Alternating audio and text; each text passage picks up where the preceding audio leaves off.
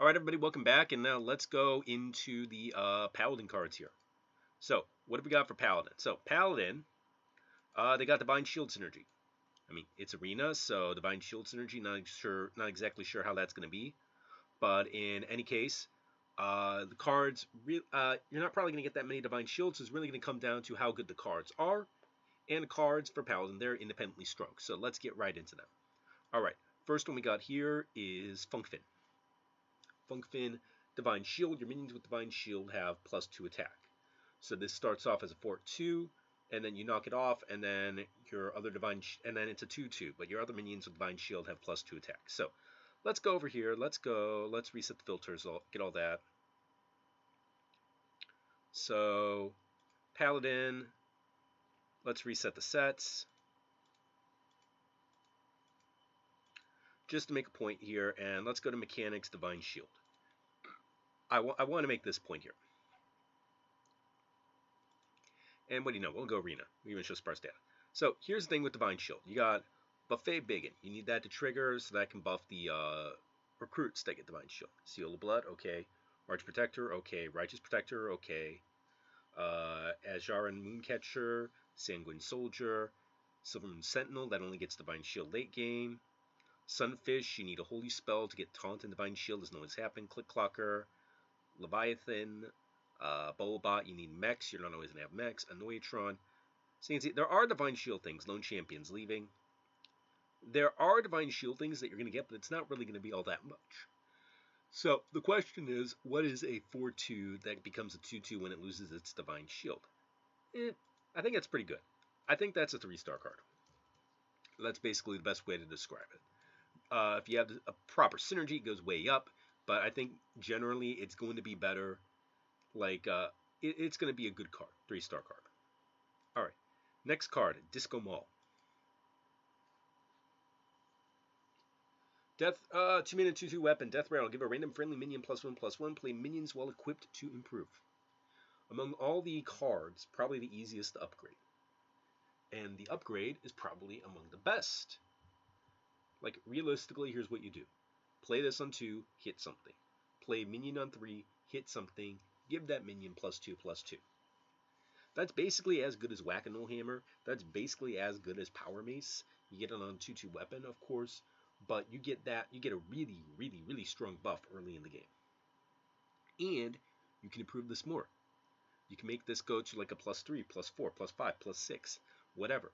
You can trade off things so you can give like whatever you give a buff to charge. I mean, you can just hold on to this. I mean, this is obviously a great card. I only have it 4 stars, mostly because of the limited value of a 2/2 weapon on 2. Like, if it were a 3/2 weapon on 3, I think this would be a lot better. But as a 2/2 weapon on 2, I can't really go that high on it.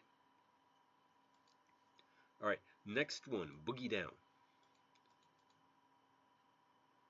Summon 2 1-cost minions from your deck, finally give them Taunt. So here's the problem with this. So again, let's get rid of Divine Shield. Let's go to 1. Number 1, are you going to have 2 1-cost minions in your deck? You might not even have 1. Like here, you add this up, you're probably going to get 1.5. So, and some of this stuff, like Pelican Diver, I think it doesn't even bother to have that stuff. Hermit, okay, that's not an arena. Okay, point being is you're probably not going to have it. Like, maybe you'll have a couple 1/3s, or maybe you'll have something like Righteous Protector, which already has Taunt, or something like that.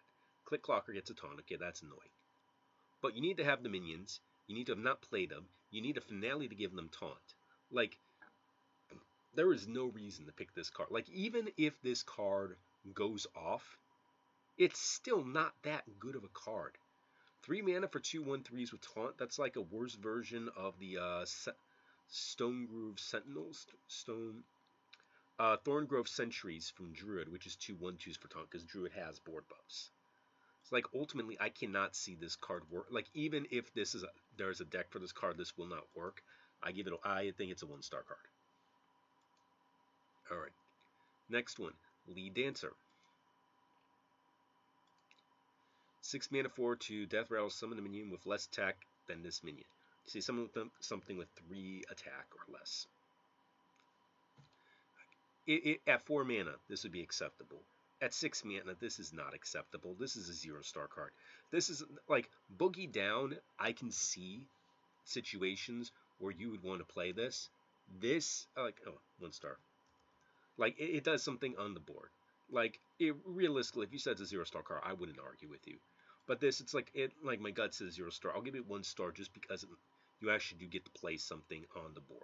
Like, it's not complete garbage, but I would take Boogie Down over this, no question. Jitterbug. 4 mana, 4/3 Divine Shield, Beast. After friendly character loses Divine Shield, draw a card. So it's 4 mana, 4/3 with Divine Shield. That's not bad. You get to draw a card off of it because it's going to lose its Divine Shield. That's not bad. If you got things like Funkfin or Righteous Protector or like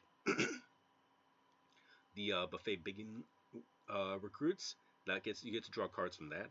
I mean, all of that is pretty good. So the card by itself, like as I said, I'm not really valuing it based on the other cards.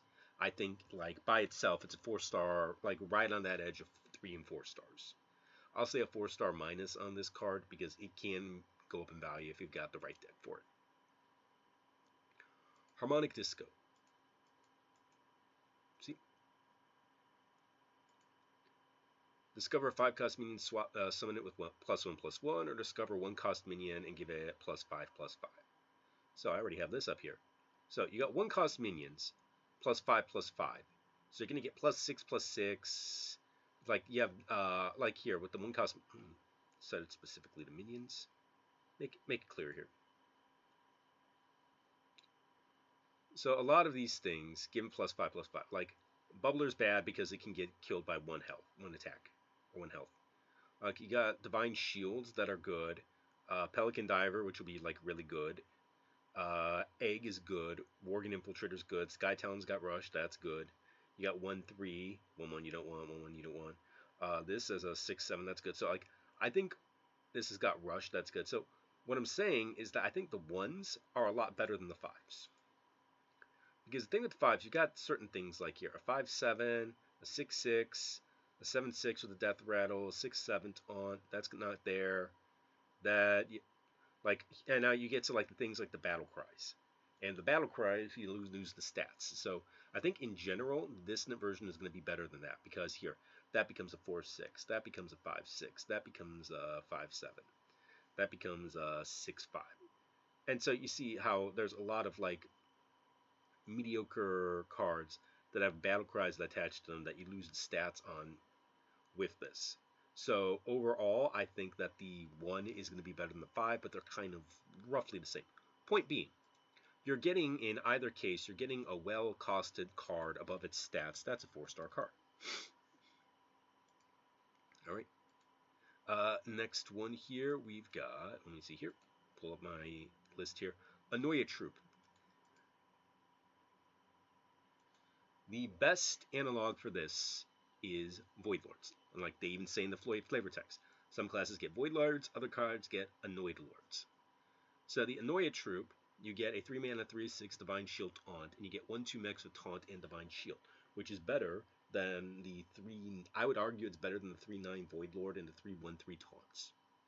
So we know because the Divine Shield does a lot. This is kind of like the Giggly Inventor, where it just quadruples down on one singular thing. So basically, you put this down, no one is getting through to your face, no one is getting through to anything you got on the board. So,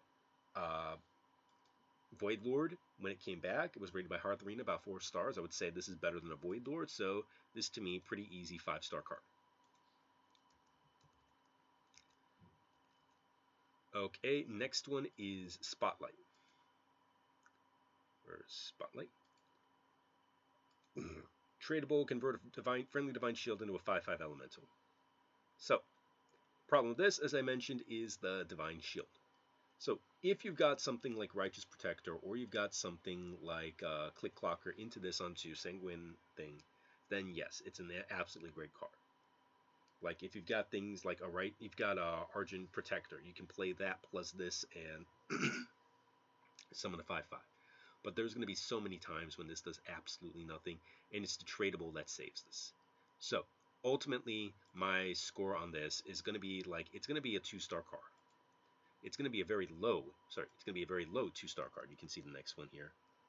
Because this is so deck dependent. Again, you need the Divine Shield for this to work, and you're not guaranteed to have that.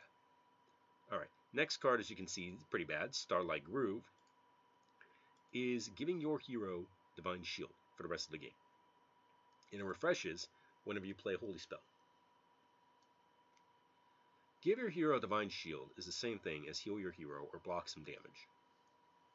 Are you really going to take that much face damage from the enemies that you're going to heal like 16 damage, which is what you would need to be an average card? No, you're not. So overall, it's a 1-star card. It's just bad. It's healing. Like, if you got weapons, this might help you. I'm not sure.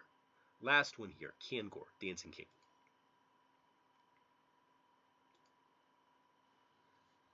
5 mana, 3/3 lifesteal, death rattle. Swap this minion with your hand and give it lifesteal. So, is it a weak play? Yes. Problem is, so here's why this card is good. The card is not good because it's 3/3. It's a 5 mana 3/3 that summons something.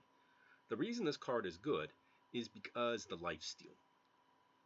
Because it's weak enough that your opponent knows there's an infinite value engine here. It knows that the only, like, it's weak enough that your opponent wants to ignore it, but it's threatening enough. But because of the lifesteal, they can't really ignore it, because they have to outpace the lifesteal and whatever the trades you make from that. So you're going to continually be attacking things and then getting this card back and attacking more things and getting this card back and going on and on and on like that. They're not going to be able to outrush the lifesteal plus the minions you summon that have lifesteal, and eventually you're going to run out of stuff.